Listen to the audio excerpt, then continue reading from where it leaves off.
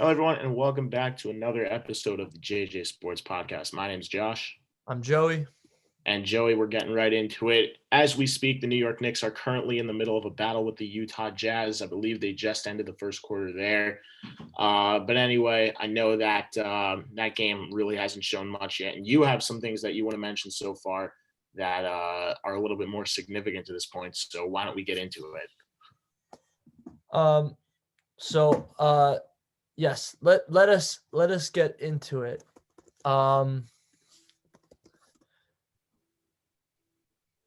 Yes. So before I get into the serious news, I just want to give a big shout out to I think our new favorite player on the New York Knicks, Emmanuel Quickley. Why so much? If you take a look at your screen here, look at the Trailblazers game. He has set a career high in the last game. In the last game, 31 points, Josh.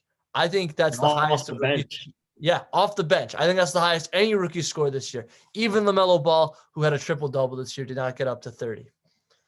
So we got to talk about this, man. This is big-time stuff. 30 off the bench. How many rookies you imagine could score 30 off the bench? There's something to this guy.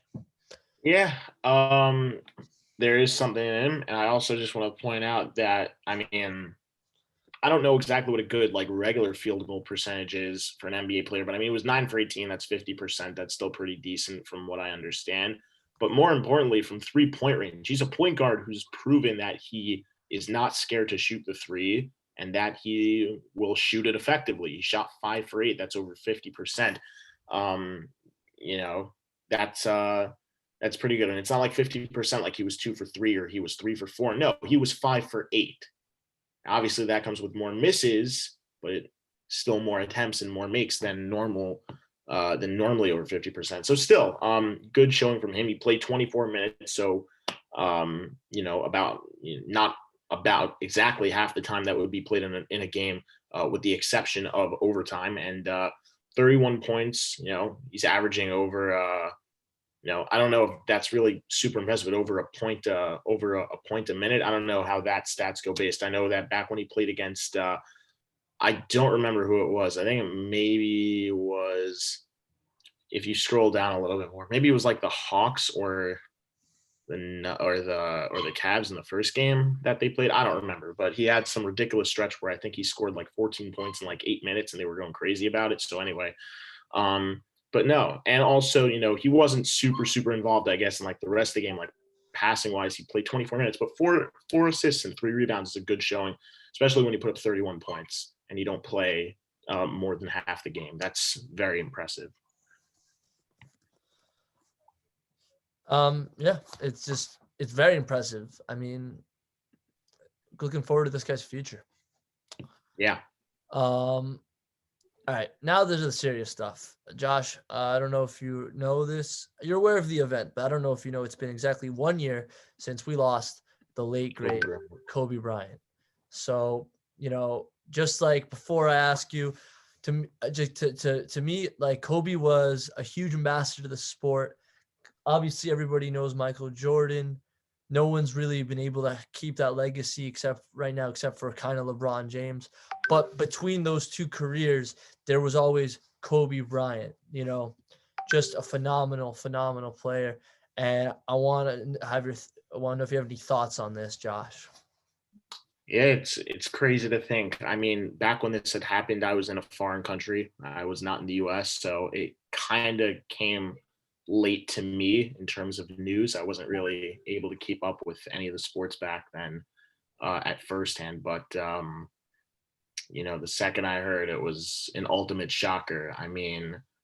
He was one hell of a player, to say the least. He's going down as a top player of the sport in all time, and it's just more than I think just him. While he was also, he also lost a relative in the same tragedy. It's that's true. Yeah, it's and other people too. Yeah, it's tough. I still can't believe it. I can't believe that it's been a year, and I can't believe it even happened still. But unfortunately, we're there, and to the Bryant family, our thoughts are with you, and we're sorry for the loss. Can't believe how long it's already been. It's a shocker, but I know that Kobe's in a better place now still, at least to know that, and that he won't ever be forgotten as a player. I mean, personally, when I heard the news, I was shocked. First of all, I wasn't shocked exactly like the way you talked about the reality. I was first thought it was a joke or some like fake thing, like a Hey, TMZ. you don't hear that. It's not often that you hear Yeah, that like, a you're like, oh, player, Kobe let alone Bryant. the all-time greats who's still in his career, just goes. No, it was crazy because of who it was, who the report Yeah. was. It was like Kobe Bryant died, and I'm like, what? Like even people in my family, like I have a sister, who knows nothing about sports. Even she knew, who this is. So Yep. she couldn't believe it. She was in shock.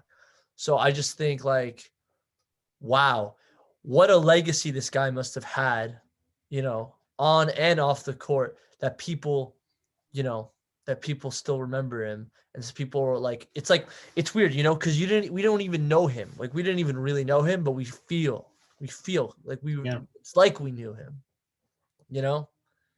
And Josh, have you ever watched Game of Zones? No, I haven't. I haven't heard of it, to be honest. So It's like a Game of Thrones basketball combination.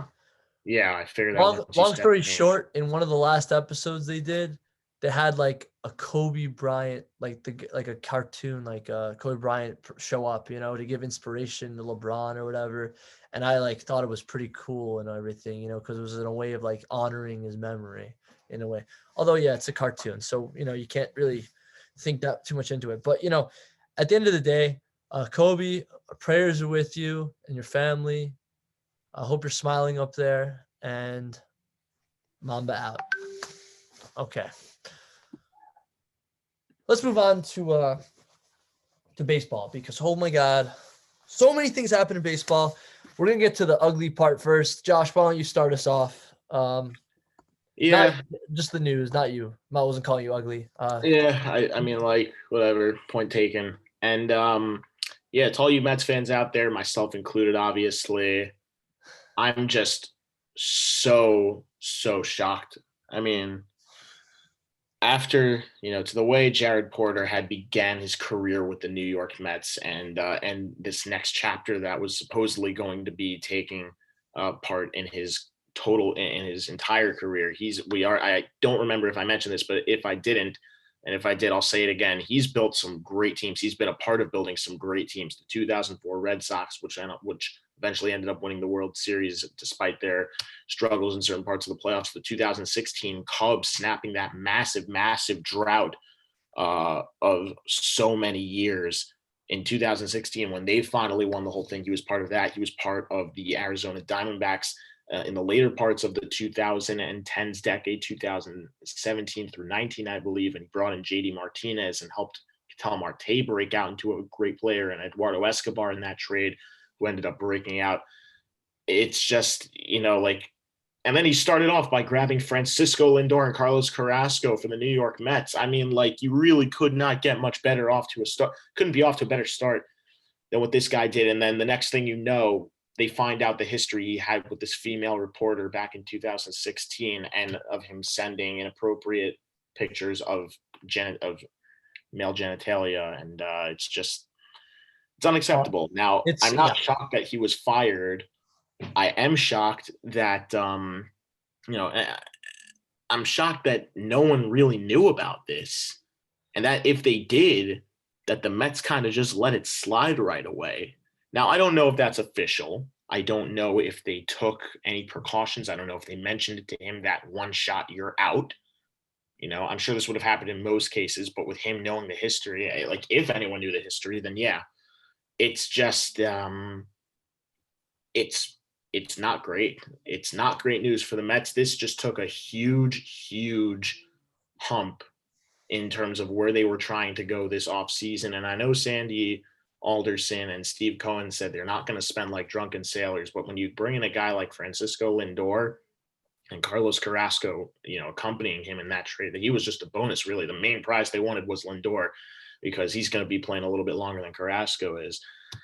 And, they were planning to extend him, and then they were planning still to maybe go out and try to sign Brad Hand as a reliever, or maybe a guy, oh man, who was the other guy who signed George Springer? Maybe they were going to go after, which we'll get to also. We'll get to those, but yeah.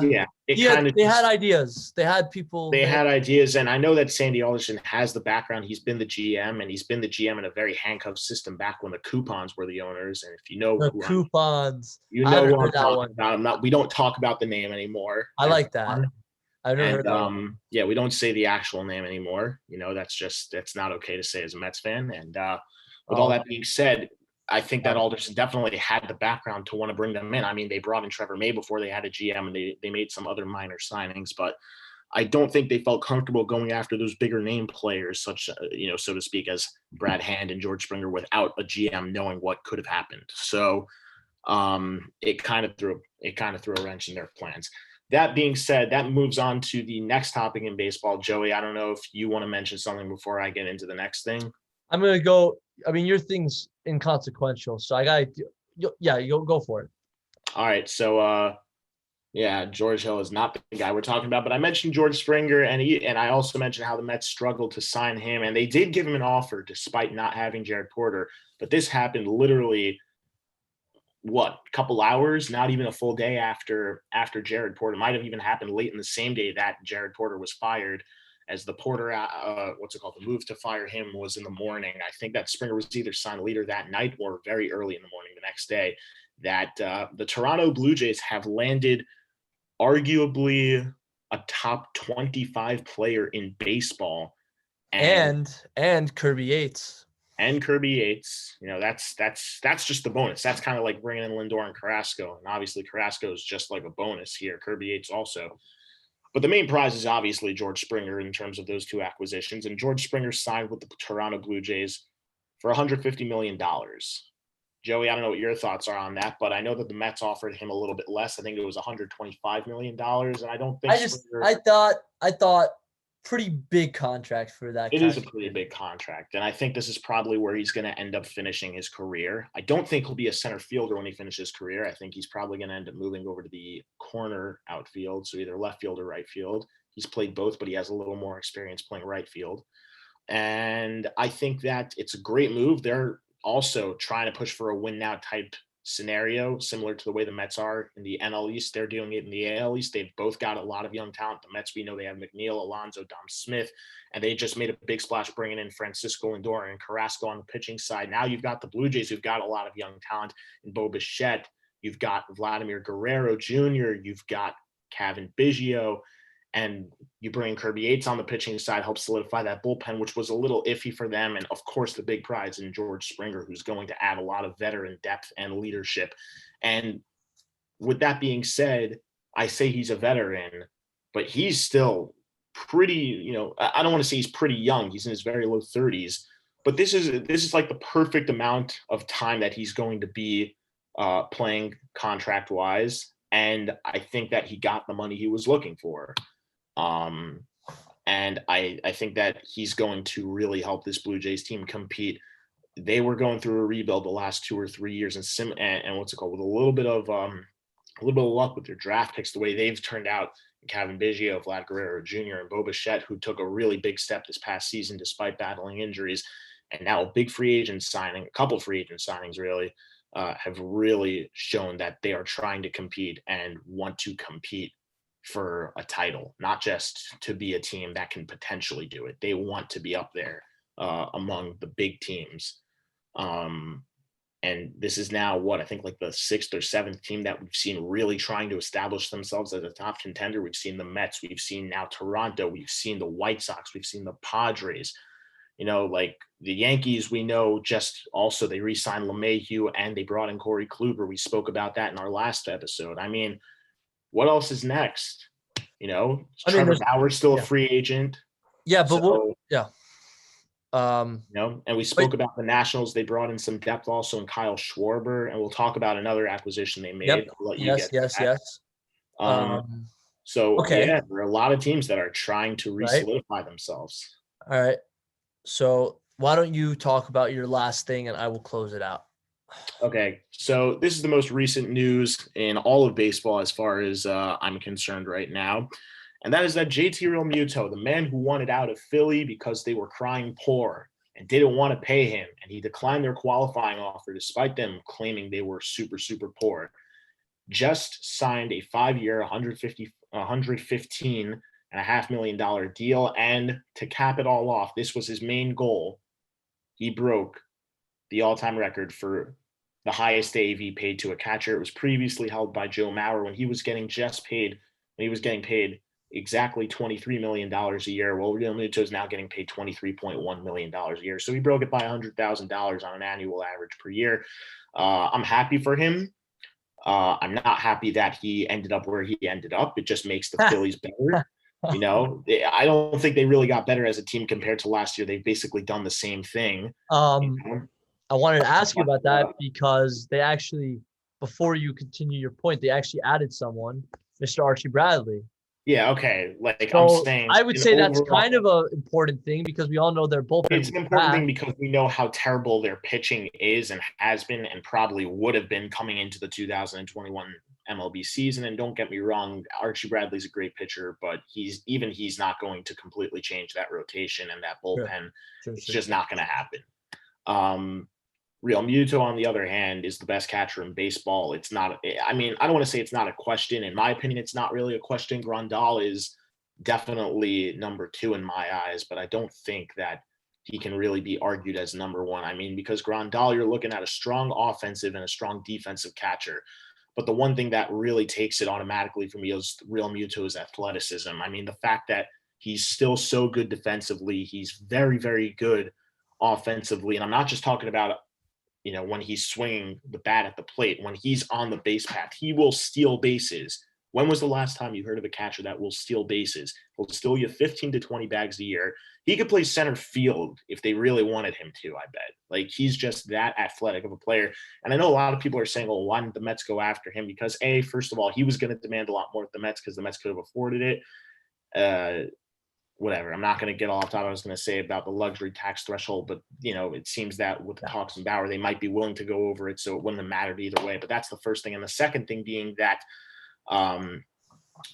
he didn't want to go there for the team. He wanted the money. That's what he said. He thought he was going to get signed by the Mets, and that's why he declined the qualifying offer, because he didn't think he was going to stay in Philly. He didn't want to stay in Philly, and then once this offer came through, it literally just happened a couple of hours ago. He accepted it.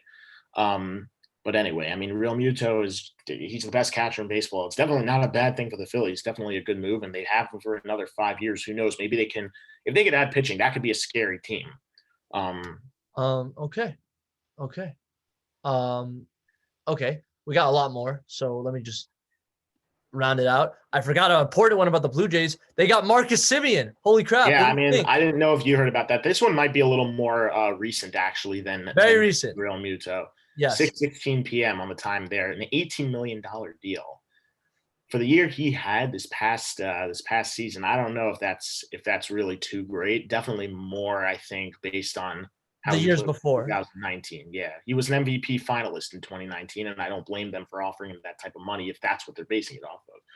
But I would have to picture that part of 2020, or a lot of 2020, really had to have come into this decision. That's probably why they only gave him a 1-year deal.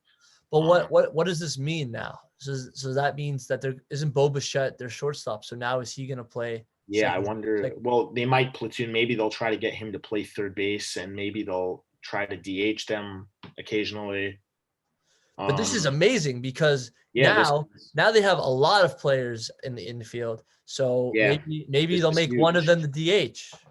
I don't know which one. This is similar to like when the Yankees took on the rest of Giancarlo Stanton's contract, but they already had a right fielder in Aaron Judge. And it's not just he was a right fielder. Aaron Judge, we know after this coming year, if he stays healthy, assuming he can stay healthy, could be a $300 million contract type player going forward. So, I mean, every team has this problem. I mean, remember Betts? Betts is a right fielder, but so is Bellinger. You just move him over. one of them just moves over. Well, it's not that easy because you have to play with different range in the infield, though. I don't know. I mean, like you said, the Yankees. If people forget, A-Rod was a shortstop. He came to Yankees. I'll play third base. Sure thing. So like, that's true, but I mean, like if they were going to try to get anyone else to play a different position, I would picture it probably be Bo Bichette because I think he actually does have a little bit of experience. I think he was originally a second baseman when he came up, or a first baseman when he came up. I don't think that he started his career playing shortstop. Not his career in the major leagues, but his overall baseball career since he was drafted when he was in the minor leagues. I don't think that he was I don't think he was a shortstop the entire time. Okay, so do you think this is a good deal? I think it's a good deal. I think it's a good price. And yeah, as I mentioned before, the Blue Jays are trying to win and win now. You know, they brought in Springer, they brought in Kirby Yates, and most recently Marcus Semien. You would have thought that after Springer, maybe they were done bringing in big names. Well, they just brought a top 3 MVP finalist in from the 2019 season. So, yeah, a good shortstop. Speaking of good free agent shortstops, the Twins just signed Andrelton Simmons. They got J.A. Happ, which I thought was okay, but then they got Andrelton Simmons. And I thought, isn't Byron Buxton their shortstop? So doesn't that mean he's good as gone? Polanco is. I meant Polanco, sorry. Center fielder. Sorry, my bad. My bad. It's so he's as good as gone, right? Like I really don't know. But this is big. This is one of the best shortstops in the league, man. Like you talk about, like obviously you got your Lindors and your Seagers and your Stories, but Baez and Simmons are pretty good too. So Baez, Simeon, Simmons, yeah. Like I think this is great, man. He's won 4 Gold Gloves. You know, he's one of the best defensive shortstops ever. He might be the best fielding shortstop, the best defensive shortstop of this past decade. And I say that I know that Lindor's won 2 Gold Gloves, and I know that Trevor Story's been an insanely good defensive shortstop. 4 Gold Gloves, like that's a statement. Yeah, Simmons, I mean, and I'm pretty sure he's done it with multiple franchises also. I don't know if he won all 4 with the Angels, but I'm sure even with the Braves, when he came up earlier in the decade, he was amazing defensively. He was younger. He's obviously a little bit older right now, and his bat has decreased in value. But when you play Gold Glove defense the way he does, I'm sure that he's even a Platinum Glove winner. When you play defense the way he does, you can make up for a bat that's decreasing the way his is right now. And $10.5 million is not terrible. I think that it's a good contract. See, maybe, a change of scenery might help his bat. Who knows? Because that's a good offensive team, and maybe giving him players to work with offensively, guys like Josh Donaldson, guys like Miguel Sano, like Nelson Cruz, who's probably one of the best designated hitters of all time, honestly. I mean, he's like the fine wine of hitting. We say it all the time. He gets better with age. He's 40-plus years old, and he's still hitting over 40 home runs a season. And it's not like they're on massive stretches where he'll go completely hot and completely cold for a month. He's so consistent. Bringing in a guy like Andrelton Simmons to really, really help the defensive aspect of the Twins game. And Polanco was good. Don't get me wrong. He was an all-star in 2019 and 2020. You kind of make an exception for everyone who had a down year because a lot of the stars had not such great years. Bellinger didn't have such a great year. Lindor didn't have such a great year. We know that there were other players. Christian Yelich was off to a really, really cold start. He kind of picked it up a little bit. Acuna was off to a cold start for the Atlanta Braves. Like, there were a lot of players that really didn't put it good. We mentioned Marcus Semien also. He didn't have, after finishing top 3 in the MVP, had a cold 2020. So a guy like Polanco also really wasn't incredible after the season he put up, just like the rest of those guys. And I think that I don't know what the deal is with Polanco, to be honest. I don't know if he's a free agent now, if they've traded him away, or if they've gotten rid of him or whatever. But if the plan is that, if they still have Polanco, I don't know what their plan is. Maybe they'll make him the DH. Maybe they'll have Cruz play the outfield so they can get rid of Jake Cave or something, and then just have Simmons strictly in there for defense. But at $10.5 million, I don't think that the plan is really to give Simmons. I don't think the plan is really to sit Simmons. I don't know. I feel like when you don't have a great 2020, they give you 1-year contracts, not to just have you for the year. I think it's right. like a prove it deal. Yeah, I think that he can. Who knows? Maybe the reason he wasn't such a great bat in Anaheim was because I say Anaheim, excuse me, with the Angels is because I'm so used to hearing it. And all day California. I've been hearing Trevor Bauer to Anaheim when anyway, with all that being said, maybe he wasn't such a great bat with the Angels because I know you have Mike Trout and they had Rendon this past year and David Fletcher's become a great player and Upton still hits well, but I think that maybe because he didn't really have much past that. Ohtani's good, but he didn't play. And even when he does play, he's only going out there at once every 3 or 4 days because he's going to pitch one game and then he's going to hit, a couple days later, and then he's going to sit a couple days because he's going to pitch again, so on and so forth. And, they don't really have Simmons around the 3 or 4 guys I mentioned before, like Trout, like Fletcher, like Rendon. Simmons has been a guy who's always sat in the back end of a lineup, really, ever since he's come over to the Angels. Not even with the Braves, he wasn't really at the top of the lineup. And he was on some good Braves team as well before they went through that rebuild.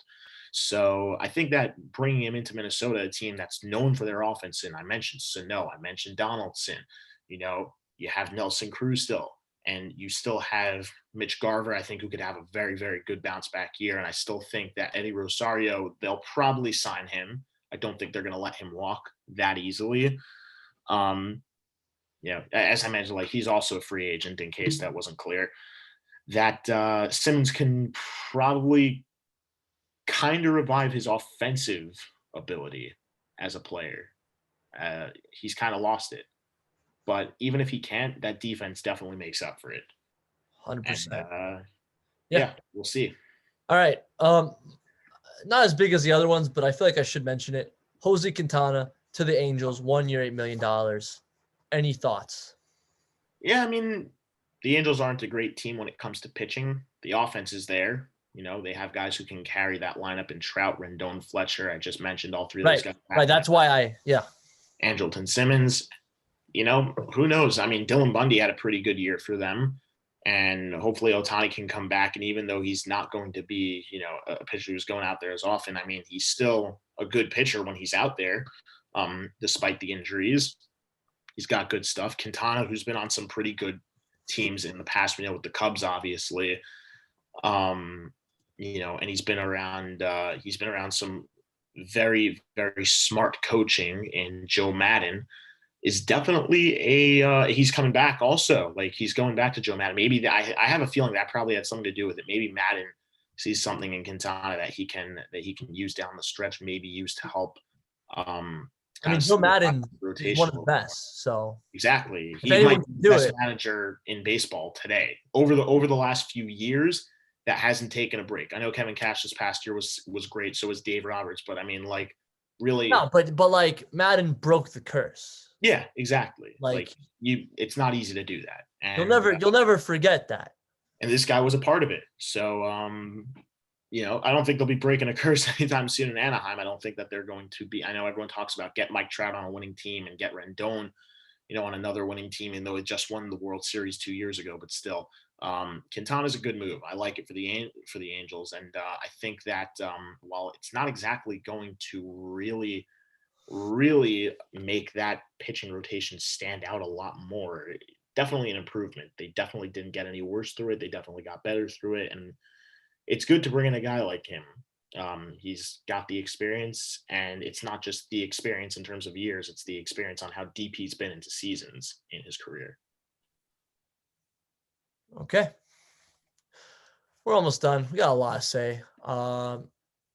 Let's take a little tangent to trades. 2 big ones. Number 1, Padres got Joe Musgrove from the Pirates. I thought this was an awesome trade. What do you think? Yeah, he's a good pitcher.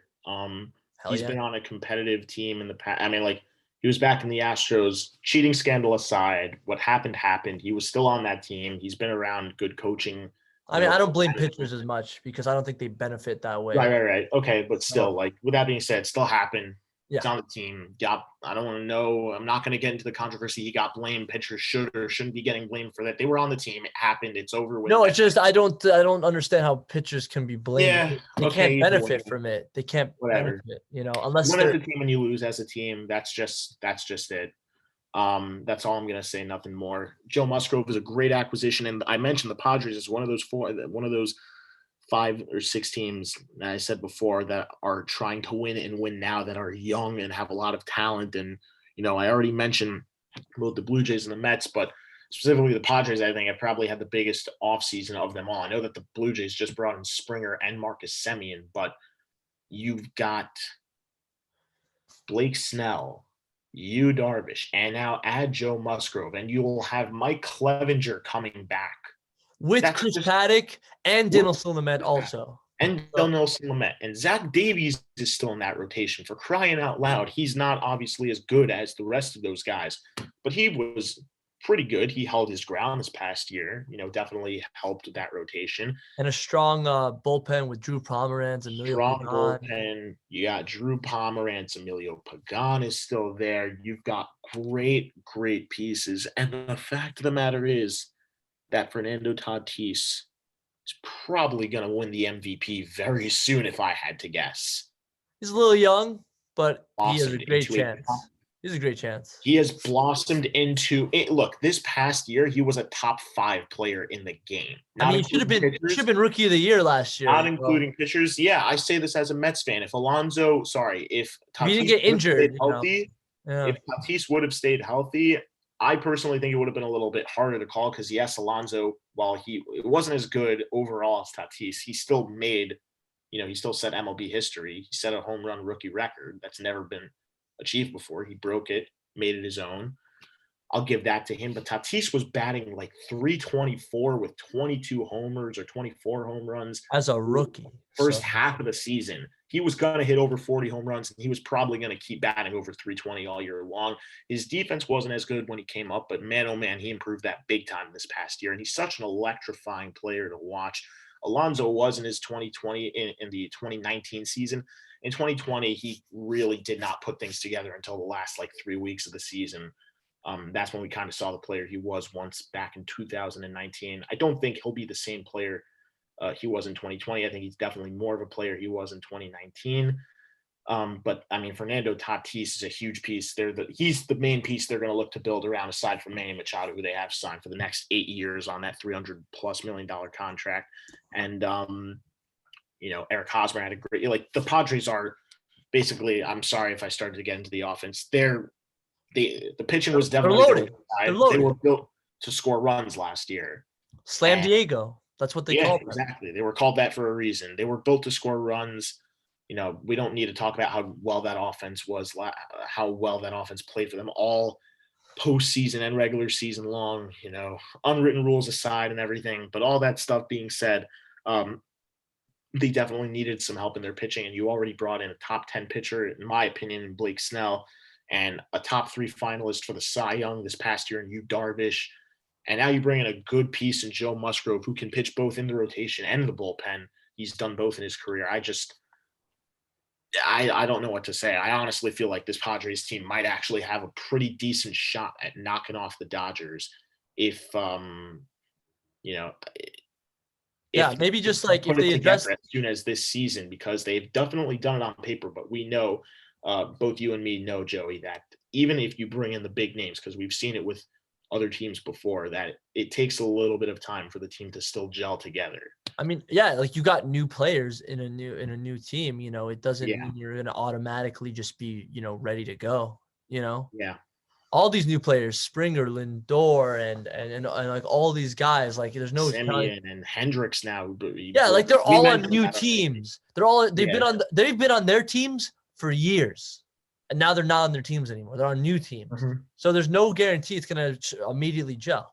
The best ones do right away, but doesn't mean that they're not bad if they're bad if they don't do it right away. It's just that's what happens when you're on a new team. It takes a year or two sometimes, but it's a lot easier, I feel like, in baseball than other sports. Maybe, I don't know. I mean, for the record, maybe not for pitchers, maybe for hitters. I'm saying for hitters. I mean, especially if you go from a smaller stadium to a bigger stadium and vice versa. You know what I mean? I think that makes a difference.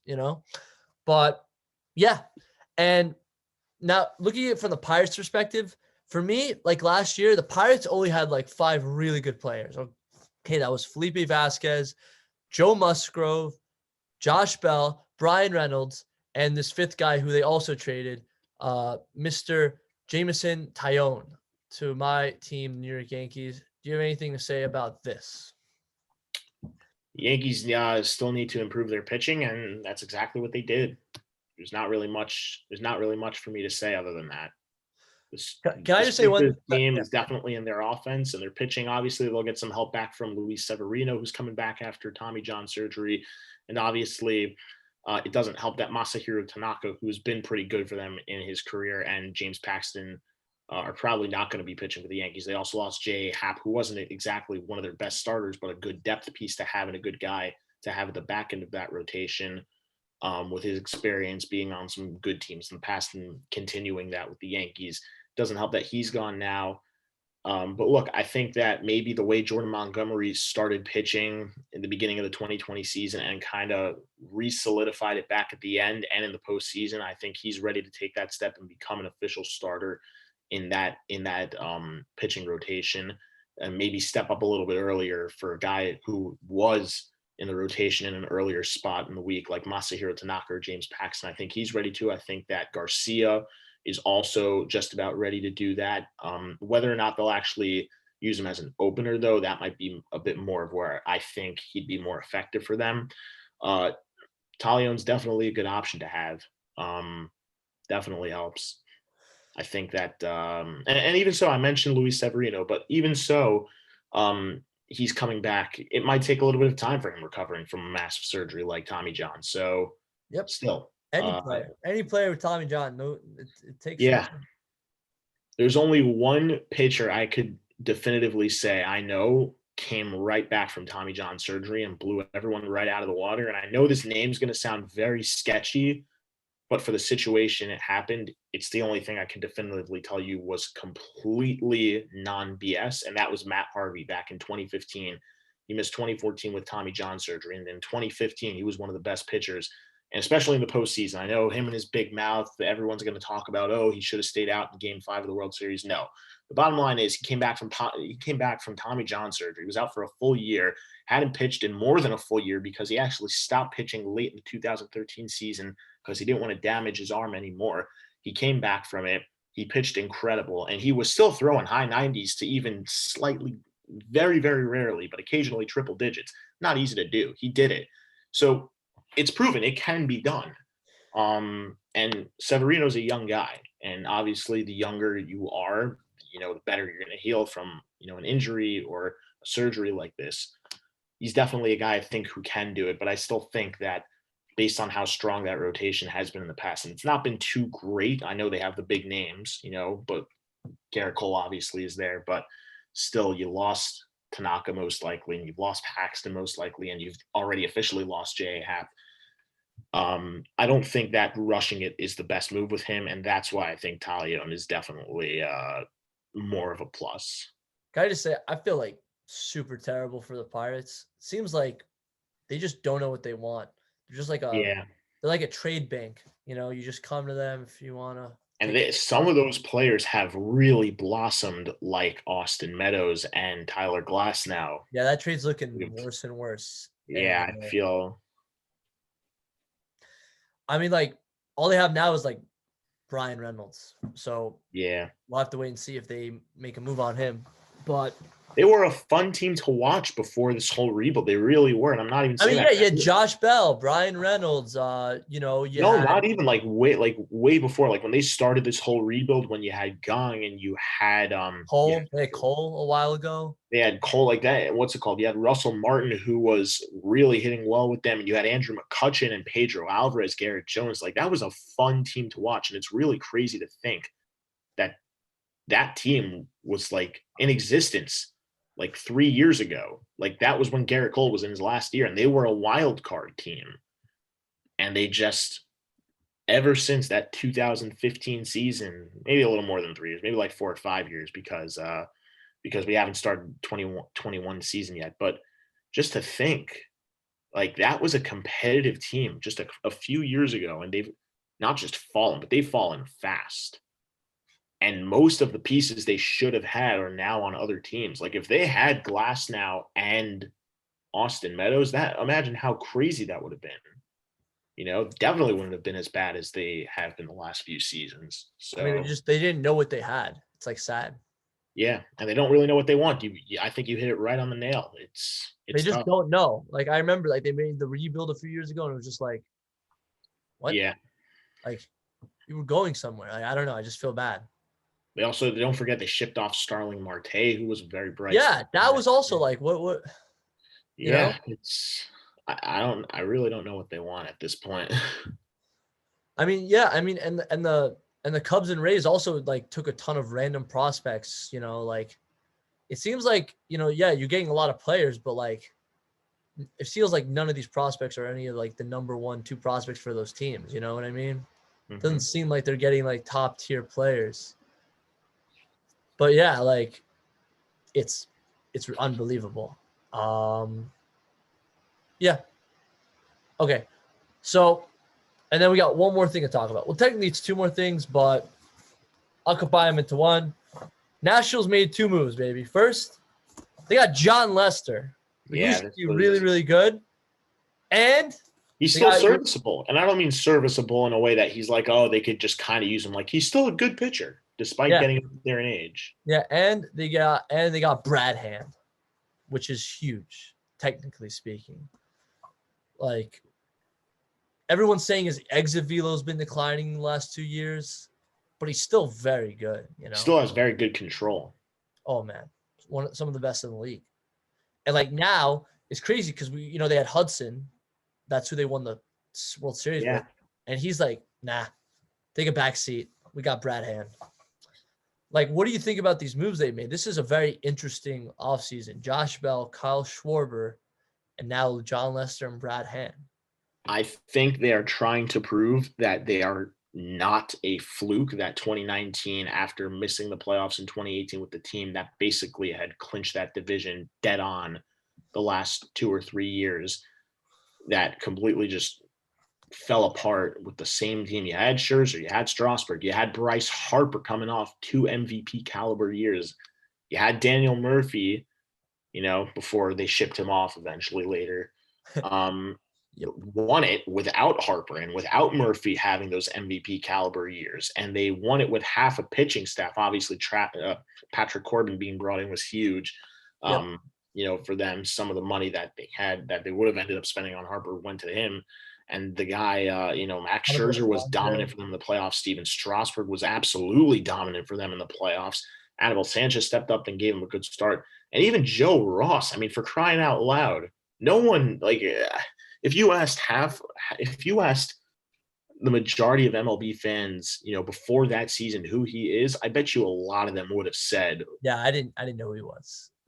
he really wasn't great with the Padres before. The Padres were a laughing stock when he was back on that team. And then he comes to the Nationals really for depth purposes, and he gives them quality starts in the rotation in the playoffs. Like, are you kidding me? Yeah, and now And then last year they fell to crap. They had nothing. They had the same team 2020, minus baby. Rendon. Obviously minus Rendon. Rendon was a huge piece for them offensively. Yeah, but you have to remember Soto was injured, Right. Strasburg was injured. Soto was in. I mean, Soto had COVID at the beginning, and Strasburg wasn't pitching. But at the same time, Trey Turner stepped up and had a near MVP caliber year. You had good production out of guys like Carter Kieboom, who came up in his MLB debut, and you brought in Starlin Castro, you brought in Josh Harrison for the depth signings, and Victor Robles was coming off a great year, and Adam Eaton had a good year also. Yan Gomes and Kurt Suzuki were very strong platooning behind the plate, and they just didn't put it together. And obviously, the bullpen was one of their biggest blunders from 2019, which they managed to kind of solidify. As you mentioned, Daniel Hudson was a huge piece. He was the one who basically just became the closer. But and obviously no Sean Doolittle. So yeah, I mean, I think Hand took this deal. I know the Mets were also in heavy talks with him, and I think that he declined the Mets in all honesty, just because he wasn't going to get the official role of closer, because Diaz had a very good bounce back 2020 year. For the first 3 weeks, he was a little shaky, and he was more of the guy he was in 2019, but he was shut down the rest of the way in 2020. And I think the Mets feel confident with him going forward as their closer. They're going to put Lugo back in the pen. I'm sure they'll have Jeurys Familia if they don't trade him. He was a little shaky last year, but he stepped up in moments he needed to step up. Also, they just added Trevor May, we mentioned. So yeah, I think Hand made the right move for himself.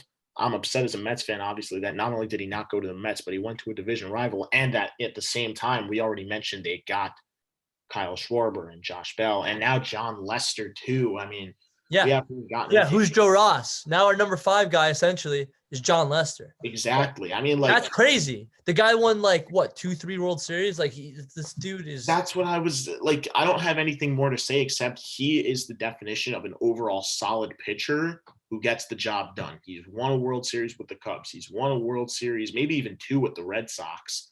I don't remember what year he started, but I know he was on the 2013 team that won it all. He was on the 2016 Cubs team that won it all. He was on other competitive Red Sox and Cubs teams that might have not won the World Series, but he still has a very, very huge asset to him that a lot of other pitchers don't. And I'm talking about, like, if you ask me like an overall career, like who the elite pitchers are that are still pitching, I would put John Lester up there. And I know you could put a guy like Garrett Cole, like Jacob deGrom, like Max Scherzer, those guys like Justin Verlander. But John Lester fits up there. And the reason I say fits up there is because he's never been worse. He hasn't been getting worse. He's always been around that, that like low 3 to like high 3 ERA type of guy. But even for his age, that's still very, very good. And it's consistent, and he wins games, and he wins games at every stage, whether it's regular season or postseason, and deep in postseason, he gets it done. So Nationals are trying to prove that 2020 was a fluke. They're definitely a better team than they were. I don't think they're that World Series contending team that they were in 2020, but I do think they're more of a contending team now. Bringing him in definitely helps. Yeah, this is huge, man. Like they're trying to grab the division away from the Braves, and it's on paper it's looking pretty interesting. Yeah. Like, damn, it's something. They're putting all their cards on the table. Like they're saying, we're all in. We want another championship.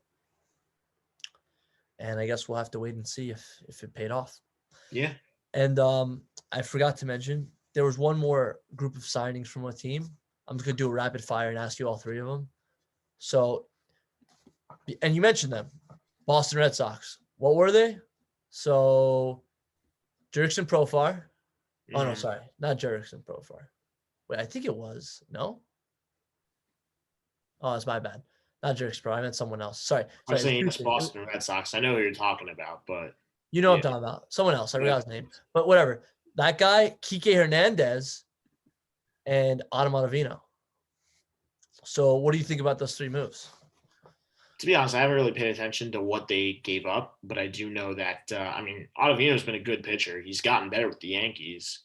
He was still pretty solid when he was with the Rockies. He's good. I know he's 35 years old. He's obviously probably nearing the end of his career, but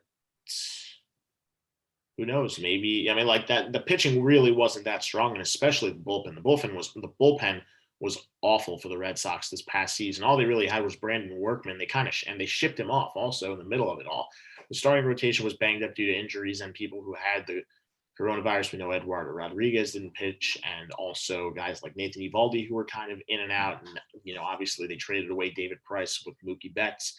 So the pitching wasn't super strong, but I think that bringing Ottavino in for the bullpen definitely helps, and they're definitely not. I don't think they'll be. I definitely think they won't be as bad as they were in 2020. They were awful in 2020.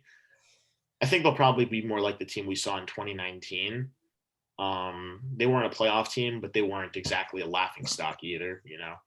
They were in contention for the wild card until like the last 2 weeks of the season when the Rays really started to pull away. So, definitely a step in the right direction, but nothing too crazy for them. Okay. Well, that was a lot of stuff. So I think we're ready to move on. Yeah. Yeah. So before we get into the games, I want to talk about a few interesting hirings and signings, So hold on. Just want to pull this up. So I don't know if you heard, but Our favorite quarterback, Dwayne Haskins, has signed a contract with the I was Steelers. about as shocked as you possibly could be to find out he got signed. Yeah, I couldn't believe he got a job, especially for Pittsburgh of all places. Yeah, like he's going to be on a supposed playoff team heading into next season. Do you think this is a red flag for like Ben, or you think he's just gonna be backup all the way? I think he's going to be backup all the way, unless Ben decides to somehow just like retire this coming off season, and I don't think that's going to happen. I think that they feel confident with the group of guys they have. Claypool's young, Deontay Johnson's young, Juju Smith-Schuster's still fairly young. They have a good receiving core. James Conner's a great running back to have. You know, even Benny Snell did a pretty good job whenever he was in. Yeah, I mean, they're pretty good offensively, and they're pretty good defensively too. I mean, TJ Watt had an incredible year for them.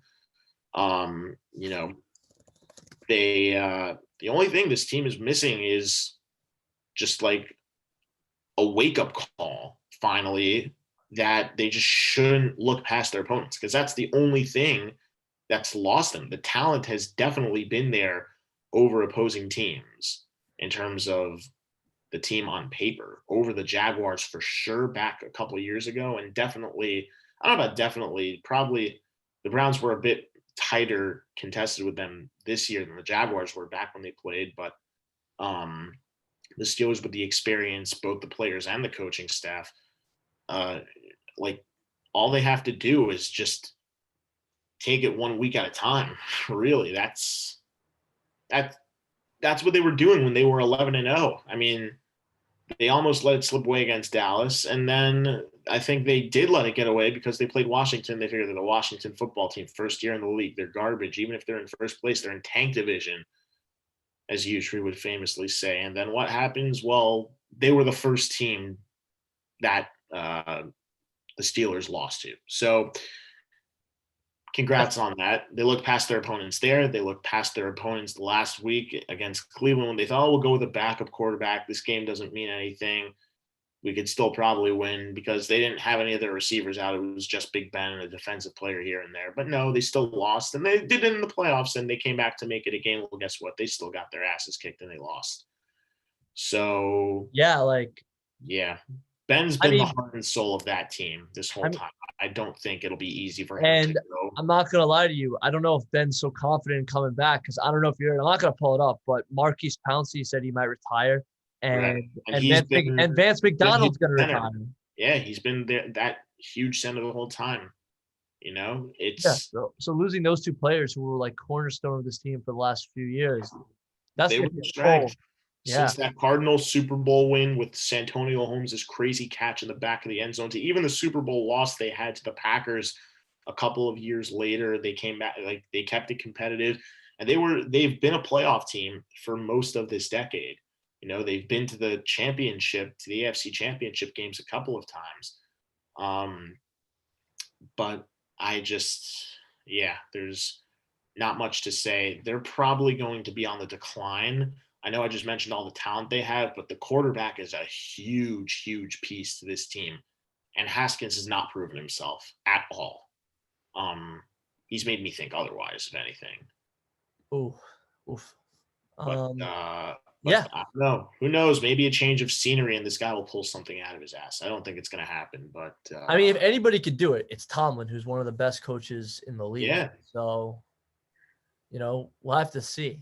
I don't know if Mike Tomlin even could. I mean, look, Haskins had Ron Rivera this past year, and Rivera we know is also one. I know he's Riverboat. Yeah, but that's Riverboat Ron. You know, he takes that title, and I know he's not. Look, we know where he gets the title from. But the teams he's coached in the past, the players he's coached, Quickley, he coached Cam Newton back when he was an MVP player. He coached Christian Brown, McCaffrey, incredible season. Christian McCaffrey as a rookie. Are you kidding me? So many good overall players, and Dwayne Haskins was a guy with high standards, a supposed very bright future as a quarterback, and he just completely not only sucked on the field but off the field. Like, he could not have been any more stupid than he was. in deciding to do what he did, especially during the 2020 season with all the COVID protocols intact. It just, like, I'm baffled. Forget about the fact, like, who he's going to be coached by now. It's more the fact that he's on an organization's roster somehow, or going to be. That's all I have to say. There's really not much. Yeah, I mean, there's not much to say. Speaks for itself. It's shocking. I mean, he has not proven himself at all. Like, this is the guy everyone called the Giants racist for not drafting this guy and stuff. And I'm just like, maybe they just didn't see as much potential in him as they did in Daniel Jones. And he makes Daniel Jones look like a top quarterback in the league, by the way. That's how bad this guy is. I mean, look up Daniel Jones' record against that team. It's the other side column is a 0. He's never lost a game. He's literally never He's lost. never lost a game to Washington. Not going to say the team name, but he's never lost a game to Washington. To the name redacted. And to the Redskins. Whatever name, it doesn't matter. He beats you. He's never lost to Washington. Yeah, so take that. Okay, before I get into the hirings, I got to talk about one retirement because this is one of the most, like, he's never been the best, but he's definitely been one of the most notable. Goodbye, Phillip Rivers. What are your thoughts on this retirement, Josh? I know there's not much to say, but, like, you agree, one of the best. Definitely one of the best to ever play the game. I feel bad that he never won a title. If there's any quarterback who doesn't have one that's still playing or that has played, he's definitely one who deserves it. The offense has never been an issue with him. He's never struggled no matter what system he's played. And you saw him come in his first year with the Colts. And I know the Colts were a super streaky team, but it wasn't really ever his fault. No, I mean, like, it wasn't. I mentioned is a huge piece, but Phillip Rivers, I mean, except week 1, but, like, you know what you're getting with him. You know what you would have been getting with him. I mean, like, now that he's retired, obviously. So I feel bad that he never got it. I really do. But he's one of the best of all time in my eyes, and he's going down as I don't know many people will pass him. I don't think many people will pass him. He's one of, I think he has, it's either yards, touchdowns, or both. He has one of, I think he's in the top 10, maybe even top 5 of all time at the moment. I mean, it's like I feel like he'll forever be tied to Eli, who's also top 10 in a lot of categories, and it makes you wonder. Speaks volumes. Those stats really speak volumes. And I know, similar to the way people say in baseball, like, wins don't matter. I almost want to say titles don't matter. I mean, not almost want to say, I will say, because it's 100% true. I mean, Mike Trout hasn't won a single title yet. He's been playing for 10 years already.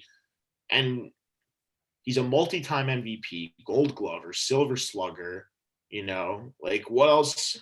He's a generational talent. And I mean, the only thing you need when you have this kind of player is a championship. It's a championship, I know. But I'm saying in terms of, like, where he'll go down in terms of all time, like, there are players who will win like 4 or 5 titles of all time, but that's all they'll have. For example, Scott Wilson of the Pittsburgh Penguins. He was a fourth liner his whole time, and he wasn't even, like, really that effective. He was like an enforcer type guy with a little bit of speed who played maybe like 7-8 minutes a game, and he's won 3 titles. And because he played with Crosby and Malkin. He didn't play with them. He played on the fourth line. Those guys were never on the same line. I'm just saying, as an example. You know what I mean when I say you would say, oh, like, they need a title. Well, I mean, like, that guy won a title. He's never going to be in the Hall of Fame. Phillip Rivers, I think, has a legitimate shot of going to the Hall of Fame, despite the fact he's never won a title.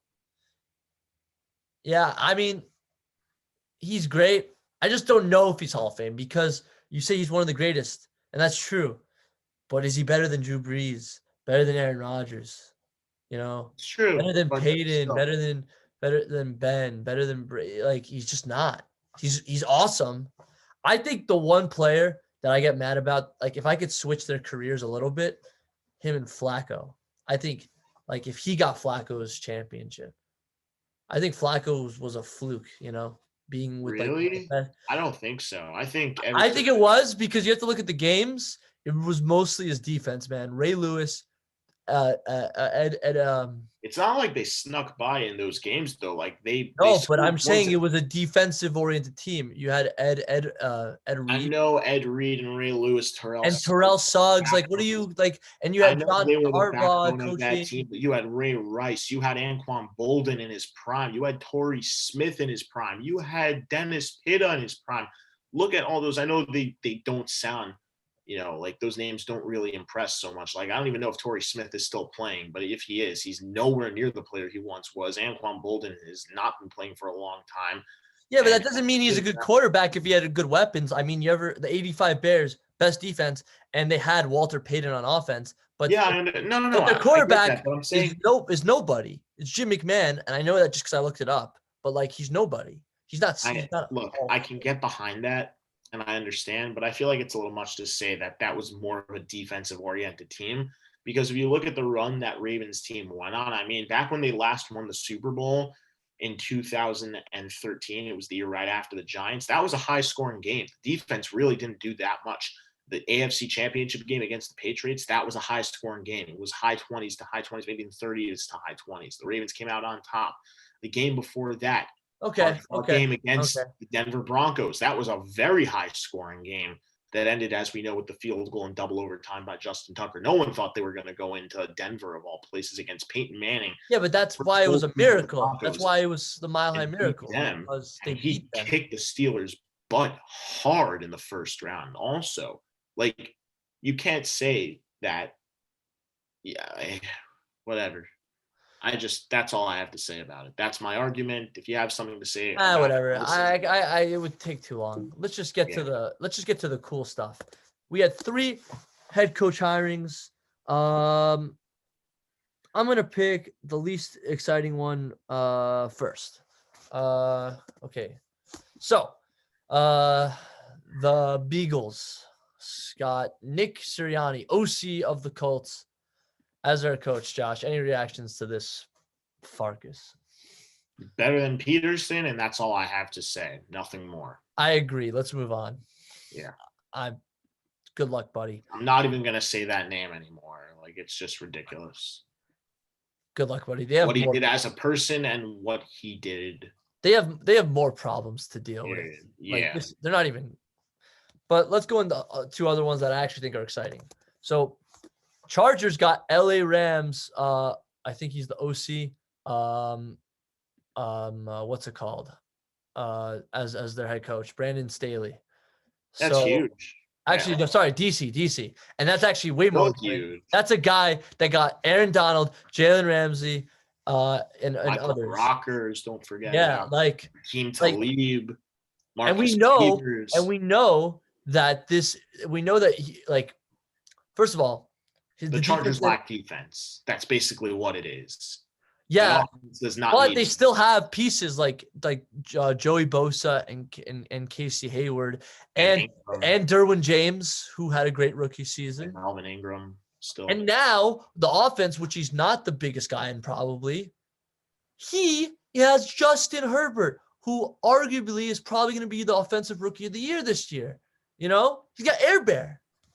And that receiver, Keenan Allen. Keenan Allen was amazing. Yeah. And Mike Williams. So yeah, this is like a team that was just very dysfunctional and just wasn't well run. But that doesn't mean it was a bad team. It just wasn't well coached. Anthony Lynn just didn't do the best job. And I think this is a huge upgrade. At least I'm hoping on paper. Because you know what this guy could do with the defense. He had Aaron Donald, Brockers, Ramsey. That now he's got Bosa, Hayward, James. He could like explode those guys, I feel like. And he's already got a good offense. So this is crazy, man. I like it a lot. Mm-hmm. Yeah, I guess there's not much to say about that one. But I mean, like they addressed what they needed to address. They got, even though he's the head coach, he's not a defensive coordinator anymore. He's a defensive oriented coach, and that team improving their defense. And they're still young. Most of those players are still pretty young. I know Joey Bosa is a couple of years in the league, so are the other guys, but they're not too far out that they can't be fixed, if you ask me. Huh. And the Rams had the best defense in the NFL this past year, statistically speaking. So. Okay, so this last one is actually very interesting because, when you have a head coaching hire, it's usually a coordinator, offensive.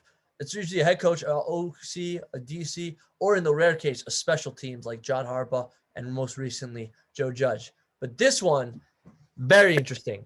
The Detroit Lions hired the tight ends coach from the New Orleans Saints, Dan Campbell. What do you think about this? Do you have any thoughts on this or no? Like, I think this is very interesting. I don't know much about him, to be honest. Well, he was in a Sean Payton offense, so he's no nonsense guy. I think that says something about it. He played tight end in the NFL. He played for the Giants actually, a long time ago. So, and one bright spot is he probably knows tight ends better than most people. And who's the Detroit Lions tight end? One of their best players, TJ Hawkinson. So I don't know. Like, you think about what Matt Rule did in Carolina, it wasn't the best, but when McCaffrey was playing, he was lights out, right? So like, maybe this guy can elevate Hawkinson's career. I don't know. Like, I don't know. Is it possible for a tight end to dominate a team? Is that possible? Like just a tight end to like I mean, control? like Travis Kelce and Darren Waller both do it. George Kittle does it for the Niners. So I feel like with Kittle and Kelce, it's not as strong because you have so many good receivers and running backs. maybe not Kelce, I but feel definitely though Kittle. I George will Kittle give you doesn't have some Waller. great Like, supporting receiving staff. I will give you Waller though, because I do think Jacobs is great, but I think Waller's the one that changes the offense. So just imagine a guy with that's seen Sean Payton schemes, who was a tight end, who understands that, and literally has nothing to lose because he's coaching Detroit. Imagine what he could do with a proven guy, Matt Stafford, Kenny Galladay if he stays, solid wide receiver, Kerryon Johnson, who broke their rushing record a year or two ago, and TJ Hawkinson, who probably is in his wheelhouse. I think they could probably enhance the offense a ton. I don't know about the defense, but definitely the offense. I mean, Yeah, I like it, but it's a long shot. They thought that they were going to get the same kind of deal with Matt Patricia, except on the defensive side, and it didn't work. So, but I think the problem was their strengths weren't on defense; they were clearly on right. offense. Okay, Now they so, got the total opposite guy. But similar. I mean, like, I won't believe it until I see it. That's basically it. That is a good take, and I will agree to that. Now let's get to the big meat and potatoes. We're going to do some recaps of the two games. Josh, would you like to go first? Of course. Pick them. Okay, so I'll start first with the pick'em, and actually, no, I'll start. No. I just meant pick your team. Pick my team. Pick the game. Pick the game. Yeah, I'm picking pick my game. Yeah, just to recap. choose. I meant to say choose. Confusing. To recap, you're saying? Yes. Going Tampa Bay, Green Bay. Okay. Battle of the Bays, I guess we'll call it. I didn't even think about that. Yeah. I like that. With that being said, I like to think of it as the old gunslingers game, the battle of the old, but yeah, go ahead. I told you from the start, watch out. The Bucs are going to go deep. I told you they're going to the Super Bowl. I told you even after they reseed that I have to root for them, even though they might not beat the Saints. But you know what? They beat the Saints. We already discussed that. I might have been wrong about that. But either way, I told you they're going deep. I told you they're going to the Super Bowl. I told you they're going to be the first team ever to host the Super Bowl in their own stadium. And it's going to be Brady. And you told me, you realize what you just did. There's no way you could do that. Well, you know what? I did it. And now you're looking at it. And they're going up against the team that I said was going all the way from the AFC, the Kansas City Chiefs. But that's not what just happened a couple days ago. That's the game that's coming up in 2 weeks. We're not getting into that right now. In terms of the recap, there's not much to say. I expected this to be more of a game than it was in week 6 when the two teams met and Tampa Bay blew Green Bay out of the water. It was a 28-point difference. It was 38-10 final. And yeah, that game was in Tampa Bay, and I'm sure that had something to do with it because Tampa Bay was allowing fans all year long. Green Bay just started allowing fans in the postseason. But this was by far the game that had a lot more riding on it. This was a trip to the Super Bowl you're talking about, on the line between two of the greatest quarterbacks of the decade, arguably the two best quarterbacks of the decade. Numbers 1 and 2, Brady 1, Rodgers 2. Not really much competition about that. Maybe Drew Brees, but even he's had some pretty Peyton Manning was pretty good. Peyton Manning didn't play the full decade, though. Tom Brady and Aaron Rodgers did. Okay. So with that being said, it's really just like I said, I thought Tampa was going to win, and I thought it was going to be more of a game, and it was. And Tampa was up 28-10 early, So I didn't think it was going to end that far apart between the teams score wise. I thought it was going to be more of a game, and I was right. But I didn't expect it to get as close as it got in terms of how much time was left in the game. The one issue I really had in this game was two things for the Packers. Yeah, we all know where this is going. One, they kicked the field goal. That one isn't my big one, though, because they had all 3 timeouts and the 2-minute warning left. So I can understand why they did it. Plus their defense had really caught up to pace with Tampa's offense. Yeah, but we got it. We got to talk about that. We got right. I know you can't. I know you still can't give Brady the ball back in a situation like that, even if you are the Packers defense as well as they played, and you have Aaron Rodgers and Devontae Adams and Aaron Jones and Marquez Valdes-Scantling and Alan Lazard and all those weapons. Yes. Yeah, but listen. We gotta be honest here, okay? This is 100% a damned if you do, damned if you don't situation by Matt LaFleur. Because think about it, right? Think about it. If you don't kick the field goal, then you're risking the whole Peterson complex where you're an idiot and you're thinking about the analytics. Right, you're taking the analytics, right, and you're looking like a total jerk. I understand that. But on the other hand, you're literally playing in the you're giving Brady the ball. It's 4th down. It's a 1-score game technically to tie, and you have Aaron Rodgers under center. Right. Okay, but still, it's like, and then we all know the second thing. The second thing I'm gonna guess is that Tom Brady threw 3 picks, and they returned with 6 points from those 3 picks. Right? No, that's not what it is. The second thing that I had that bothers me. The problematic for Green Bay was how poorly that defense broke down at the end of the first half.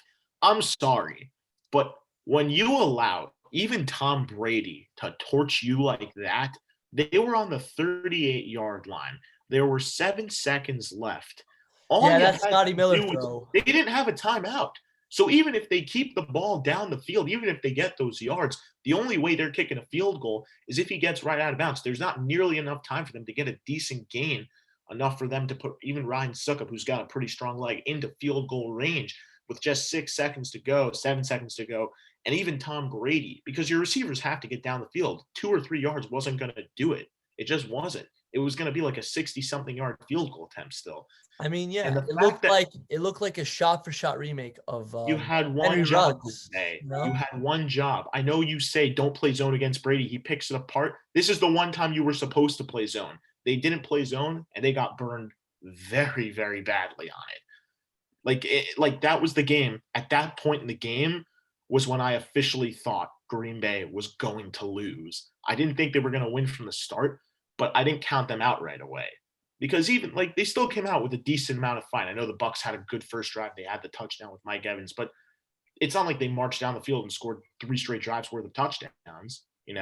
That's just that point game was when I thought the Buccaneers were going to officially win, that the Packers really weren't going to do much else. And they did do. I told you last week the difference was going to be the defense. They made it a game. They made it much more of a game. And it didn't help. It helped, but it didn't help enough. They didn't win. So anyway, but that's all I have to say. Yeah. Congrats to Brady. Congrats to the Bucs. And Bruce Arians is going to his first ever Super Bowl. I know that he's struggled to get over the hump in the final game. Back when he was with the Cardinals, they got crushed by the Panthers a couple times. One of them, obviously, though, 2015 with Carson Palmer in the championship game with Carson Palmer, and Cam Newton went completely off on them in that game. And then obviously he had that brutal, I know he also had that crazy win against the Packers though, when they almost came back and Rodgers threw that crazy bomb. Oh my God. I was just thinking about double coverage. Yeah, that was a crazy game. How it went to overtime and they still lost. I was like, went to overtime, and Larry Fitzgerald almost ran one in from 75 yards out, and instead they ended up scoring the touchdown with him on that shuffle pass and everything.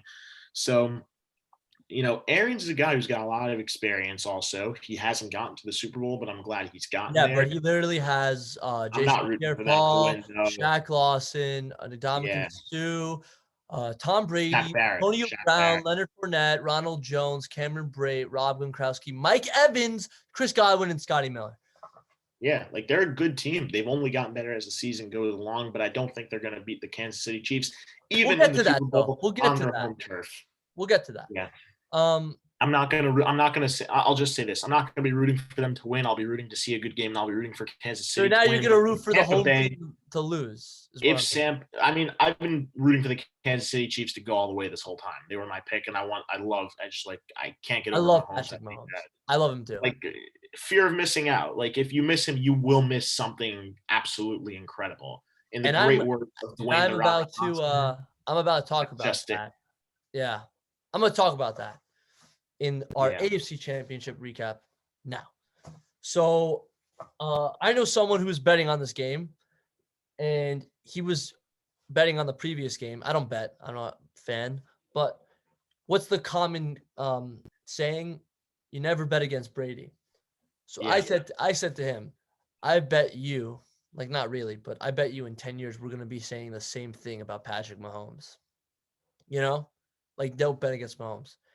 And I got a little worried. I'm not gonna lie, because I don't remember how far in, but it was like 9 or 12-0 or something. It was like 9-0 Buffalo through. Yeah, it was 9-0, like very quickly, like a 9-0 lead, and I was like freaking out. And then like a few minutes later, they got the Chiefs. It was 21-12, like 5 seconds later. Yeah, the Chiefs took back the lead, and they never gave it up. Yeah. And I just want to point out, I don't know if you noticed this. There was this one touchdown. I love 3 trick plays. Okay, I love like the lateral ones. You know, like where they switch off. I don't know what they back call goes that. Along the right side or the left side, and they throw it across, and they get the. Yeah, exactly. I love those. Right. It's 1, 2, flea flicker, and number 3, a shovel pass. Tyreek Hill. Shovel pass. And Patty Mahomes had a beauty of a shovel pass in that game. I don't know if you caught it or you recall that moment. That was my favorite moment of the game personally, because the game was already over. So I had to look forward to something like that was meaningful. And that shovel pass like basically changed the game. Like it was over, you know? And I felt bad, you know, for Josh Allen. And I find it very interesting because I don't know if you noticed in these 2 games, but every single team, it doesn't, even if also the winning teams had so many drops. Like, did you notice that? There were a lot of drops. I kind of got worried. Like people you don't expect to drop, like Godwin, Evans, Hill, and others, like Adams. Stephon Diggs, like all of these like top class receivers all had massive drops, and it almost ruined the game for like. I was like super concerned. Like, do you think this is a big deal? You think it was windy? You think it's nothing to worry about? We'll be fine in 2 weeks. They're gonna work on it. Just real quick, I don't mean to cut you off, but I just want to make a quick point that both Tyreek Hill and Chris Godwin had ridiculous catches in their respective games. He'll have that catch late in the game. He had the also Tyreek and Kelsey had 100 yards. Yes. Yeah. And Godwin, I don't remember the specific play with Tyreek Hill because I wasn't watching that game. I saw it in the highlights, but the play where the Buccaneers were trying to get down the field like late in the first half, and Godwin had that crazy catch.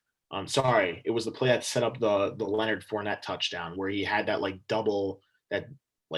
double clutch. What's it called? Like he bobbled it a little and eventually came down with it. It was a catch. Like he didn't turn his body, so it didn't come close to looking like it hit the ground. Like he kept it on top of him the whole time, and he controlled it really well. But they both had like crazy catches you mentioned. So despite the amount of drops, they both made clutch and very incredibly hard to pull off catches when they had to. Okay. Yeah. I mean, great games. You're gonna have, as I said, you had the old guns. Now you had, and this game was the young guns. And I feel bad he lost, but Josh Allen did the best he could. Let's be honest here. You're playing the best team in this league, in my honest opinion. The best team in this league. Like the fact that you made it relatively close, it wasn't that close, but it wasn't like a total blowout, you know? Right. Like they still not until the very end, really. I mean, I know they lost by 14, but they kept it somewhat competitive. They kept it very competitive. I know it was like over at a certain point, but they still tried. They still really tried. It wasn't like one of those terrible, super blowouts you see in these championship games. As you mentioned, Cam Newton versus Carson Palmer, that was terrible. Yeah. Like, And last year, the Packers and 49ers. Yeah, that wasn't good either. And, and I think the Steelers versus the Patriots like 2 or 3 years ago got wrecked. Yeah, it's just like the Packers Falcons a couple of years ago too. You want good games in every round, especially the championship rounds. Yeah. I mean, I'm not being biased toward being like an NFC fan. I know you're a fan of an NFC team also, and I know that you love Patrick Mahomes and everything. I mean, yeah, if I was an AFC fan, if I had to pick an AFC team, I'd pick the Chiefs 100%. Yeah, I believe that they're not selfish, they're not cocky. Yeah. They're just likable. They're super likable. Yeah. And even if they become a dynasty, they have a bunch of very likable players, as you mentioned. Yeah, I mean, they have Mahomes, Kelsey, Hill, like very likable. Stop with Hill. Hill is a dick off the field. Okay, fine, not Hill, but Hilaire's he's great on the field. Rookie, so I can't hate him yet. Right. And who doesn't love the Honey Badger and Sorensen? Exactly. And their coach. Before he won, everyone loved Andy Reid. Even as a Giants killer, as an Eagles coach, he's still a very likable guy. You love Andy Reid. You were like, get the hell out of our division, and we'll like you again. And that's what happened. And I was rooting for him, just like you, to win a Super Bowl. And everyone was like, he can't do it. He can't do the big one. He got one. He finally did it. And he finally did it. And I think he's getting another one. I hope so. Do you think we should get into the details of that, or you think we should save that for next week? I mean, the Super Bowl's in 2 weeks. Right. I don't think we should get into the details, but, just a quick prediction. If you had to make one right now, what it would be? Kansas City, all the way. Yeah, I'd have to agree with you on that. We'll wrap up. They're playing in Tampa, which really bugs me. I was going to say, everybody's going to laugh at Tom Brady if he loses in his home place. We'll wrap up the football segment of this. I think we can wrap up the football segment. Yeah, I think so too. It's been this final thought of mine, and that is that it would be great to see a team win the Super Bowl on their home stadium's field for the first time in NFL history. Yeah, and it'd be equally tragic to see them lose on the modern history, at least, because I know back in the day they used to play in Green Bay every year and they won some championships, but still, and especially to see the greatest quarterback of all time do it, I don't think that's much of a question right now. It's Tom Brady at the moment. Mahomes, I think, might actually pass him. I know it's very early to think that. All it takes is one. Yeah, I mean, you got to win a few more championships, but definitely. Yeah, but I mean, he's already won an MVP, a Super Bowl MVP. He's probably going to win another Super Bowl, and he's going to do it against Brady if he does it this year. That's going to be ultimate redemption. He only lost twice to Brady, and both of them were huge games. He lost when they were the only undefeated team left in the NFL back in his rookie year, I think that was week 5 or week 6. And then he also lost in the AFC Championship to him on his home field, that same turf. He's got a chance to go into Brady's home stadium on a bigger game. You didn't think it would be able to happen because the Super Bowl isn't always hosted. It's almost never hosted by the team.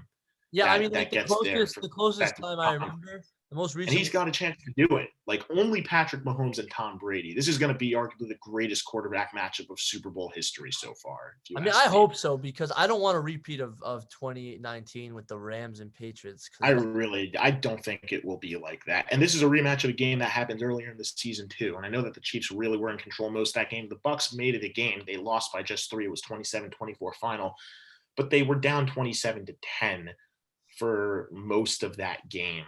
Yeah, I mean, Tom Brady pretty much said he hates playing Mahomes. Yeah, I mean, he's him. I mean, like other than Eli Manning and Peyton Manning, as far as I can think of, like Mahomes is the only quarterback Brady really has a lot of trouble beating. You forgot one, Nick Foles. Okay, let's. No, okay, but all jokes aside, yeah, like when it comes to like the highest level of competition. No, but that's a good point about Manning because. Obviously, Eli the Super Bowl. But if you think, I know, but we know Eli the Super Bowl. But people forget, like, how many years in a row were the Patriots in the AFC Championship? The only times they lost were against the Broncos. Those 2 times that and the Ravens. They lost to the Ravens. Flacco is the quarterback. Yeah, sorry, the Ravens that one time, and the Broncos. Those 2 times they went to the Super Bowl. So like that just says a lot. Like they didn't lose any other time. And another point, which people, don't talk about, Tom Brady's like the first quarterback in a while, I think, to win the NFC and the AFC championship. He's got those unders, but I know it's not a real big deal, but like, it's very rare to like. Still pretty cool though. I mean, there aren't many quarterbacks. Yeah, it's a cool fact. I mean, yeah, he's like, it wasn't enough that I beat you in the AFC. Now I'm going to beat you in the NFC championship. I don't know. It's But yeah, crazy. like it's just, interesting facts. And I think we're done with football. Let's move on to our last topic because I'm getting pretty tired. Let's get into hockey. And we're going to make this first part really quick because I want to talk about this as little as possible because it's making me really sad. But Josh, you wanted me to point out the Rangers have not had the best start to the season. And Yeah, they haven't. It's unfortunate, but there still are things to look forward to. Like today, yeah, Keandre Miller got his first goal as a rookie. yeah. That's pretty exciting. I'm waiting for Lafreniere to get his as Yeah, well. and look, Lafreniere's been playing very good hockey. He just hasn't scored a goal yet. I want to point that out. Joe Micheletti was analyzing his play during the pregame segment between the Rangers and Sabres tonight, and he was saying Lafreniere, yeah, he doesn't have a goal, but he's very patient. He's not trying to force it. He's shooting when he has shots. It's not like Kakko, who really wasn't trying to shoot that much last year when he had the puck on his stick and he had a lane. He was trying to pass a lot more than shoot. It's the exact opposite with Lafreniere. I don't want to say the exact opposite actually, because Lafreniere's taking shots when he has shots, and he's not always shooting. He's not greedy about it, and he'll get it. He's definitely had an impact on this team. He's had some real nice chances. He's helped set up some real nice chances. So anyway, yeah, that's all. That's all there really I just is. want to show the Yeah, the Keandre Miller goal is Yeah. definitely worth looking at. Right over there, you just missed it. Yeah, sorry. Yeah. You're in the second period already. Right there. There it is. Yeah, sorry. From the deep. And I just want to say, this was a perfect play by the Rangers. When you shoot in and you've got that angle, and I really want to give a lot of props to Colin Blackwell, who's come onto the scene and in two games scored a goal last Rangers, game. 2 points in his first 2 games with the Rangers. And it's not like fluky play, like they were easy. Like, no, he's worked hard. He's been moved up and down because they've not really stuck with the same lines for the entire game, for like all 6 games this season so far. But I do just want to say, I mean, this was a rocket, playing. This is really like only the second game, in my opinion, that the Rangers really deserve to lose of the 6. Now, that being said, doesn't change the record, but they probably should have beaten the Penguins both games that they just lost. They should have beaten the Devils because the Rangers overall played a much better game than the Devils. I The just think Devils had about 3 or 4 super chances that kind of just like they used to build off of. And look, that's if it works, it works. And obviously, the only game they really, really should have lost was opening night to the Islanders because they had nothing. That was a fluke. But yeah, but I actually have a lot of faith in this team because of the next game they played after that, which was a 5-0 domination revenge game. Yeah. The fact that they did that against the Islanders makes me think they definitely have a lot more in the tank. And I always say it's not how you start, it's how you finish. Granted, it's a 52-game season, but I think there's still a lot of hockey to play left. Look, they're 1-4-1, and they may be in last place, but it's a long season. I know it's only 56 games compared to 82. You knock off, a good top 4 teams automatically make the playoffs in their division. So exactly. So that's it's not a 5-3 situation. It's 4 automatically. So that's very promising anyway. While they might have fallen to some of the weaker teams, I know the Sabres are definitely better, but they're definitely not the strongest team in that division. Neither are the Devils. Can dominate the Sabres and the Devils. I really do believe that. I really do think they can also. With that being said, the Islanders are a top team in that division, and the Rangers, while they got smoked by them one game, they completely smoked them the other game. And I just want to point out, Ilya Sorokin, while you might want to make an exception for the first game because he got thrown in literally like 10, 15 minutes before they were about to play that game, I don't think he's ready for it yet. I think they're kind of overhyping him a little bit. That may be me being a little biased as a Ranger fan, and I think he's made some good, I've seen what he's done. He's made some real spectacular saves, but at the same time, I don't think he's ready to carry that Islanders goaltending platoon job yet. I know that Semyon Varlamov still has some time, and I think that he's proven to have been the better goalie so far. He's off to a white-hot start. I know tonight was a bit of a brutal loss for them, but he still played really well. Yeah. And so, but you don't have to be better than all the teams. You just have to be better than most. You don't even have to be the first. You could be the fourth. And the reason why I'm also confident is because I usually don't like to talk about this news, but there was a COVID outbreak in the Capitals, and guess who got infected? Dmitry Orlov, one of their top defensemen, Ilya Samsonov, their guy in net, Kuznetsov, their best center. And Vanacek is playing very well with the absence of Samsonov. True, but Kuznetsov, it's like he might be their best center, him or Backstrom, and Ovechkin. It's literally his team. They literally are out for 4 games. So like that's gonna be huge. It's gonna be hard to win without those guys. It's not like they're a bad team. Otherwise, they still have Backstrom, Oshie, Wilson, Verana, Chara, and Carlson, Carlson. You know, so Sherry. yeah, they still got pieces, but like, come on. Think about all the That's power. huge. Think about all the power plays they might just not get because Ovi's not in the left circle. Yeah, I just want to point out they had a 5-minute major penalty that they had a chance to score power play goals on. We know the rule on a 5-minute major penalty is once that you score, it's not over. yeah, like the only way to negate that penalty is if you take a penalty and it partially takes off some of that time because it goes to 4-on-4, or if the time just runs out. Otherwise, like there's no limit to the amount of goals you can score. Like what's it called? For a goal limit. You know, there's no limit to the number of goals you can score unless the time runs out. That's the only way it happens. But they didn't score a single goal. It's almost impossible not to score on that long. It's very with pathetic. that type of advantage. But you know what? They didn't score. And I think Ovechkin and Kuznetsov not being there, and Orlov, who's been proven, he's also gotten more time on the power play in the back end. They didn't. And they were not just not able to. They were ice cold. I think in 5 minutes, they had like a shot or two at best. And that was it. They weren't even like high percentage shots. They had nothing. They just decided to throw the puck on net. I watched that game during that time because it was the Rangers intermission. And I was kind of shocked to see that even with guys like still Backstrom and Oshie and Carlson and Schultz, that they just couldn't do a thing. So yeah, I mean, it just proves like these are big pieces out. They still ended up winning, but I mean, like you can't not be effective on the power play. Like it's not a recipe for success. I mean, yeah, it's just like, you know, it's something. It's something. It's very interesting. I think it's going to make a huge impact on the division standings for sure. All right. 2 more things, and then we're done. So first one, not a big deal, but I feel like he has name recognition, so I should mention it.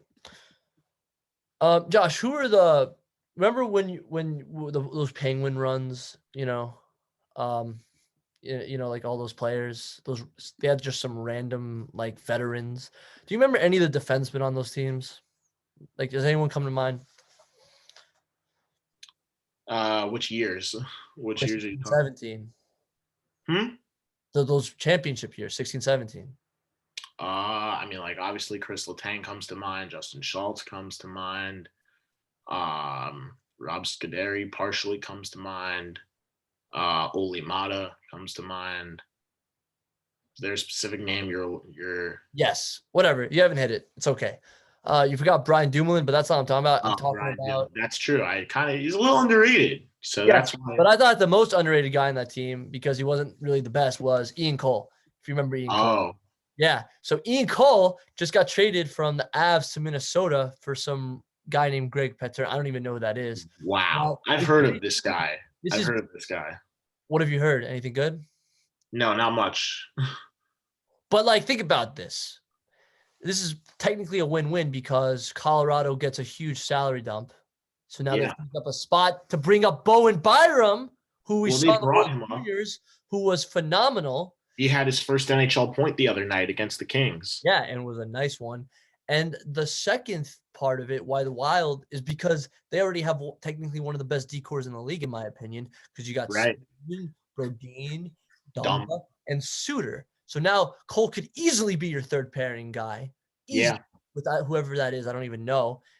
Or you don't even have to play him. Like, you could just dump him to the minors if they still do that. I don't know. But like, I think he's not that low. I mean, he's still a pretty good player, I think he's a veteran guy, like in the locker room, that could actually just help. You know, I think he wouldn't be a bad third pairing defenseman at all. This is a total win-win. You know. Well, I have a bit of an issue for the Avalanche here, and that's that they really don't have any defensive veteran leadership aside for Eric Johnson. Right? But all they really have now.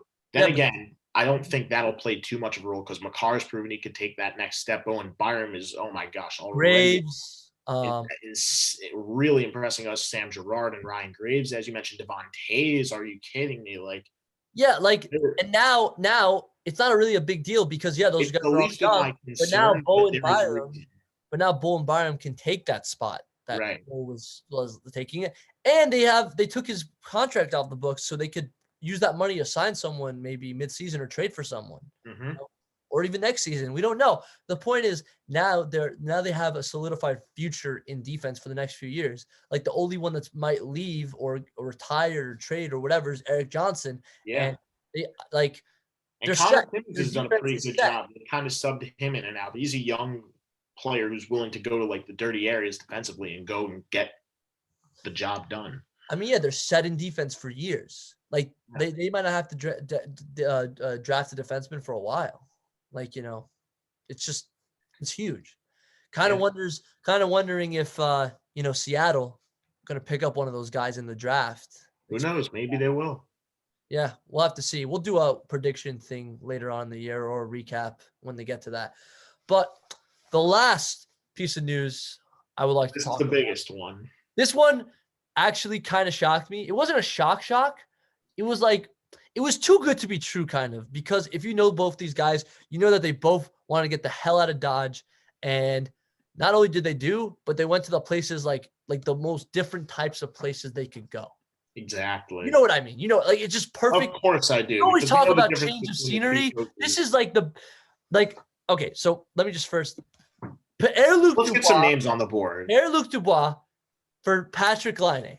And technically a second part of the trade, 3rd round pick for Jack Roslovic. Oh my God, Josh. What the hell? This is awesome. Yeah. I mean, somebody made a funny tweet. Like, it's funny how these guys wanted to get the hell out of Manitoba and Ohio, and they're literally going to the American version opposite play. Yeah, like the Yeah. Manitoba. Oh, you saw that? The Ohio, that was really funny. But yeah, like, what do you think, Josh? This is awesome. What do I think? I think it's great for the Jackets. They don't have a lot of depth on their wings. Not in terms of superstar talent. You're really just looking at Cam Atkinson, Nick Foligno, and Oliver Bjorkstrand. Other than that, Bemstrom's still really young. They don't have Wenberg anymore. They also don't have who was the other guy they shipped off? Max Domi is a center now. Yeah, he's transitioning from the wing. Yeah, he's going to have to transition to become a center now instead of the wing. They also don't have Josh Anderson anymore. Obviously with the fact he's now in Montreal. So with that being said, isn't that a lot of pressure on Max Domi because he's gonna have to be the number 1 center now, right? I mean, I don't really know 100%. Well, I gotta pull up. Maybe they could have Mikko Koivun step up and do that because he's done that before. He's done it for many years. It'd be him or Koivun. Like one of them is gonna have to step up major. Yeah, no, I do think that Max Domi is capable of doing it though. And on the other end, I think it's great how Winnipeg has gone. First of all, Columbus definitely just boosted up their defense. Not their defense. Center. Their wing depth. Also, Jack Roslovic is a center, though. I just want to point that out, and that helps. No, I think Roslovic. Hold on. No, Roslovic. I'm pretty sure he's a two-way forward. No, but Roslovic went to the Blue Jackets. Yeah. That's right. So now they have Roslovic. So they're gonna have it helps. I'm saying so like those are very interesting wing combinations. You got Foligno, Atkinson, right, and LAINE on the back end. Not on the back end. Sorry, that's Stevens. On the flip side, Winnipeg, which was talked about as a team which didn't really have a lot of center depth, you really just had Mark Scheifele. Now you add Paul Stastny. Now Paul Stastny is as we spoke, we mentioned in an earlier episode coming over from the Vegas Golden Knights, and you just traded for Pierre-Luc Dubois. They now have some pretty good center depth, and it's not like the LAINE, like the absence of LAINE is really going to kill their wing depth because you still have Kyle Connor and Nikolai Ehlers, and even guys who are going to be coming up soon. Obviously, we know who was the guy. Team Canada, Cole Perfetti is going to be coming up soon. Oh my God, him and Rossi when they like Marco Rossi. Think about that. Cole Perfetti, you're gonna have a center. This is gonna be your center depth. Mark Scheifele, Paul Stastny, Pierre-Luc Dubois, and Cole Perfetti. Yeah, I'm wondering what the order is gonna be for that. It's gonna be. I'm saying that's what they basically just came back to. So good for them. Good for both teams. And I mean, the guy I'm happy for the most, though, out of this whole thing is definitely Pierre-Luc Dubois. We don't know who that draft pick is going to be yet for the Winnipeg Jets. I mean, for the Winnipeg Jets. At the Yeah, yeah. same time, though, I really feel bad for the way Dubois. Now, I haven't kept up with everything like what he had going towards John Tortorella, but Tortorella has dug this Blue Jackets team into a hole that's been pretty difficult to climb out of, or that will be pretty difficult to climb out of. They took a step back from last season. We've mentioned it. And at the Yeah, same time, I guess. when you bench arguably your best offenseman in Pierre-Luc Dubois, for whatever the reason, I can understand if it's undisciplinary reasons, I mean, but it's Dubois Tortorella, worked hard you know? during games, But it's you know? Tortorella. So, like, is it really that crazy that he It's did? Tortorella, and I understand why it's not really that crazy thinking about it, but I really do feel for Pierre-Luc Dubois. I feel like he was treated a little too harshly. I'm happy for him. I mean, He's I still on think a I'm happy for both guys because it seems like they both. I am happy for both. Look, I'm not saying I'm not happy for LAINE, but I am happy more for Dubois than I am for LAINE. And, I'm sorry that we couldn't bring you into New York, Pierre-Luc Dubois, because I know that he had a lot of interest in coming here. I mean, yeah, Panarin. He had the best year with Panarin. Yeah, like he had, like they were teammates there, and he also Yeah, but the trade would had have been experience ridiculous. I feel in the like. World Juniors. Oh man, who did he play with? Shoot. What year? I'll look it up. I think it was 2017, 18. I think it was 2017, 18. Well, which Maybe that was with like Adam Fox and Ryan Lindgren or something like that. I don't remember. wait, Like, he's American? I didn't know that. no, maybe no. That was like the year they were there. So I'm trying to think who else was there. I don't remember. I really don't remember. Oh my I'll gosh, take this is really gonna take piss me a off. look, see. Um, I don't remember what team he played for in the World Juniors. Also, I don't know where he's from. It's a good point. he's either Canadian or Yeah, I French. see him. Pierre-Luc Dubois. Um, For some reason, he does not say their position, so that's kind of Is he annoying. Canadian or is Yeah, he? I mean, he's on the team, so I mean, I don't know what line he'd be on, but I see names like Matt Barzell and Dylan Strome, Anthony Cirelli, Tom. Yeah, that's who I see. So he might have played with those guys. No, Matt Barzell's a center, so he probably was the second line guy. He probably played with people like Julian Gauthier or Tyson Jones. Yeah, Yeah, yeah. if he played with Gauthier, that would have been even better because he's played Go with to him. Gauthier Because and with he'd be the center to that line. yeah, or with Panarin, like on a Yeah. power play type thing, like oh my God, whoa, that would have been nuts. That actually would have been pretty crazy. But who would you give up? I feel like you have to give up a lot more than what Winnipeg did because of how unhappy the whole situation was with It LAINE. would have been Philip Losing Hedl. more, It yeah, would have been Philip and Hedl, a and defenseman, and a there were defenseman. talks about him and potentially, not likely I though. heard like Nils Lundqvist or Matthew Robertson, one of those I two. think it was Robinson, not Nils Lundqvist. The Rangers Robertson, are Matthew not. I Robertson. don't believe that the Rangers will be trading away Nils Lundqvist or Vitaly Kravtsov in their prospect pool anytime soon, or Braden Schneider for that matter. Well, they just got I Braden think Schneider. That'd be right. ridiculous. That's not going to be happening. Yeah, but like Um, yeah, Matthew Robinson, big prospect, defense prospect. I like that would have been a Maybe lot. they feel a little more comfortable. Yeah, that's what I was going to say. Because maybe they feel a little more comfortable if they could slide him out and just maybe speed up the coming of Braden Schneider with Nils Lundqvist and eventually have that as a defensive pairing line. But who knows? Anyway, Listen, we got a good future. I know that for a fact. No matter how bad it is, I know we have a good future. Our prospect pool is one of the best. yeah. So I'm excited. I don't know if anyone else. I think that we want to try to wrap it up here, but I But I like, recently gone on a live stream with the guy who runs Hands Down Hockey. His name is Justin.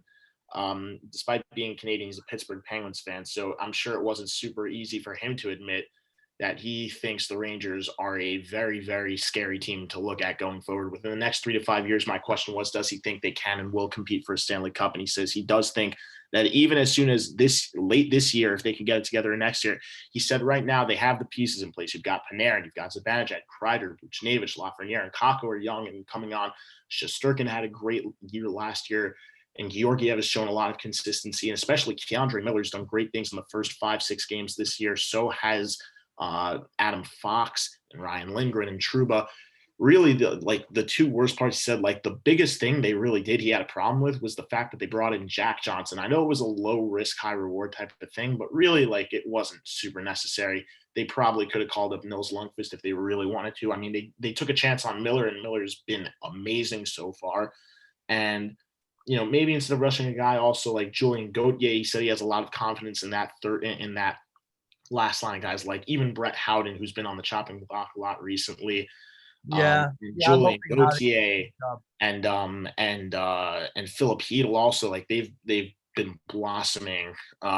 He said, so I'm sure as a Penguins fan, like he's a Penguins fan, that's not super easy for him to admit. Those are like sworn division rivals right there. But yeah, I mean, like, appreciate the thought, and I don't think he's wrong. I would sure like to hope that within the next at least 3 to 5 years they can compete and hopefully win a cup. But he said it's really the most important thing is for this team, as we'll cap it off here, is to gel together and get all their pieces working, even if it takes a week or two into the season. As long as they really don't completely fall off track, I really think they could end up being a very competitive team towards the end of this year. Yeah, I mean, Hands Down Hockey, one of my favorite YouTubers. He actually definitely go follow him, by the way. He reached out. He's actually one of the most personable YouTubers because he actually reached out to every like big hockey YouTuber thing. And I know we're not specifically hockey, but I don't know, like if you want to reach out to him, Josh, go for it. Definitely down. We'll do that. We could do that Q&A interview thing he does. I would be happy to do that. But yeah, definitely check out his channel. He's one of the most personable guys in the hockey community. Big fan. And I just want to say about this trade, I got to be super happy because, yeah, Pierre-Luc Dubois, you feel better for now, but that's recency bias since, 2 weeks? He's like, oh, I want to trade. I'm going to be professional. I got benched. Now I'm traded. But we heard for how long about LAINE getting traded? I just think it's perfect. Like, this is the most win-win trade you could have in recent memory. Like, super win-win. Because, like, both these guys are not even playing right now. And when they do, they're both going to make huge impacts on their team. Yeah. The one question I am wondering is, can LAINE handle Torts? Can he handle a coaching system of John Tortorella? That will be the question. Because Torts, one of the best coaches in the league, in my opinion, he's a handful. Entertaining to watch his highlights, in interviews and stuff. But I don't know if I'd play for him. I think I'd be pretty shooken up. So good luck to you, LAINE. You're gonna need it. Look, the biggest flaw in LAINE's game is definitely his defense, but he's a potent offensive weapon. The only issue with that is that John Tortorella, no matter what your position is, whether you're offense or defense, is all about playing defense first. And so if LAINE doesn't play defense first, or if he doesn't learn or adapt to play defense first or better, I think he's going to have a problem with Tortorella. I don't think as much for Roslovic. He's a very good defensive player. Yeah, exactly. We're not worried about Roslovic. We are worried. LAINE's the bigger piece. Yeah. But you can't overlook him still. Yeah. I mean, you just hope. Like, you wonder if in Winnipeg they just let him be because of how highly drafted he was, and we just knew how good of a scorer he was. Like, whatever, we'll let someone else be the two-way player. We don't need to make it a priority. So either that's the case, hopefully, and he's just willing to do it because no one ever asked him to before, and he's mature enough to like be okay with it, or it doesn't end so well. I'm hoping for the former, and I'm hoping both these guys change the courses of their team's trajectory more upwards than they were before, and I wish them well. Good luck to you. Okay, guys. That's the end. Hold up. I just want to – this is actually going to take 5 seconds, but I feel like it would be really stupid as the day is coming very close to an end. It's now 11:28 p.m. on the East Coast. It's been a long night. Yeah, with that being said, though, I feel like it would be very embarrassing for us to talk our hockey segment and not wish a happy birthday to Wayne Gretzky, the great one. Joey, I don't know if you know about that, but if not, then happy birthday to you, Wayne, and definitely the best of all time, one of my favorite players in the history of the sport, and a lot of respect for everything he's done. Well, I know about the great one. I named my number after him. I picked his number because of how much I respect him. I love you, Wayne, especially because you played for our New York Rangers. Yes, sir. So, yeah, obviously, happy birthday, Gretz. You're the best of all time. unlike football and basketball, there will be no debate on that changing ever. I don't think anyone's ever going to take that away from you because of what you did, especially because of one of my favorite facts. If you take away all the goals that you ever scored, you're still the league leader in points of all time. So, Incredible. yeah, happy birthday. I love you. Do not die. And have a good time. Okay? We love you, Gretzky. Oh, yes, we do. Okay, that's it. And that officially wraps it up. Yes. Yes. It was a long time. Like and subscribe or don't. I do not care. Please, God, leave me alone. I'm on vacation. Okay. Well, let's change that. Joey might not care, but I do. So if you guys could like and subscribe, that would be great. Don't listen to Josh. He doesn't know what he's talking about. Okay. Let us know in the comment section what kind of content you want to see going forward as well. It definitely helps us to prepare for these. Yeah. Give us tips. We'll take criticism as much as we want. If not, we'll bother you. No, we won't. But we don't care enough. We'll see you next week on the JJ Sports Podcast. See ya.